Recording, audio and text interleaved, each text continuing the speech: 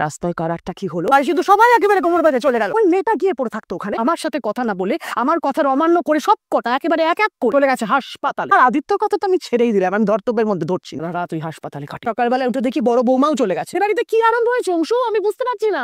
সংসারটা একেবারে শেষ। সংসারে দুর্যোগ নেমে আসবে, বিরাট বড় ঝড়, সবকিছু তছনছ হয়ে যেতে পারে। মানে এসবের মানে কি? সংসারে কালো ছায়া নেমে আসছে। কালো ছায়া, দুর্যোগ, ঝড়, মানে কিছু বুঝতে পারছি না তো। নতুন কারোর পা পড়তে চলেছে, নতুন কারোর পা যে বিনাশ নিয়ে আসবে। না, কি বলছেন মা?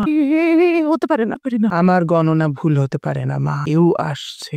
কে আসছে আপনি একটু খুলে বলুন না, আমরা তো না হলে কিছুই বুঝতে পারছি না। চুপ করবে তুমি?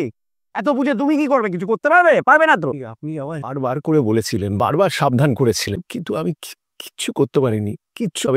তবে এবার আমি হতে দেবো না, হতে দেবো না। মা, কিছু তো উপায় আছে এই বিপদ থেকে পার হওয়ার।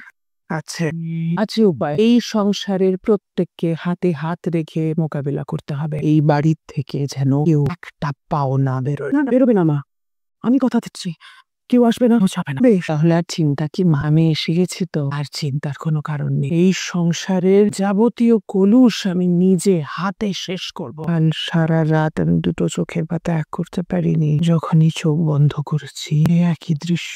এক শীর্ণ কায়া নারী এগিয়ে আসছে এই বাড়ির দিকে, আর এই বাড়ির বিনাশ শুরু হবে তার ঢোকা মাত্র। আপনি এবার থেকে যা বলবেন, যেভাবে বলবেন তাই হবে। তিনি কে? আমরা ওনাকে হসপিটাল থেকে বাড়ি নিয়ে এসেছি, দিন এখানেই থাক। এক শীর্ণ কায়া নারী এগিয়ে আসছে এই বাড়ির দিকে, আর এই বাড়ির বিনাশ শুরু হবে তার ঢোকা মাত্র। না, এই বাড়িতে এই মহিলার কোনো জায়গা নেই, কোনো জায়গা নেই। বড় মাম, কথা না থামো না, বড় মাম, এই অবস্থায় তুমি ওনাকে বার করে দাও। যা মনে হয় তুই তাই কর, বাড়িতে আমার মতো করে গুরুত্ব নেই।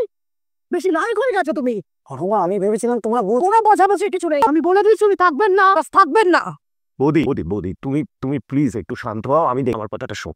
বাবা, এই নিয়ে আমি আর কথা বাড়াতে চাই না। পরিস্থিতির গুরুত্বটা তোমরা একটু বোঝো প্লিজ। কথা আমিও বাড়াতে চাই না, তুই তোর বাবার মাথায় হাত দিলে শপথ করবি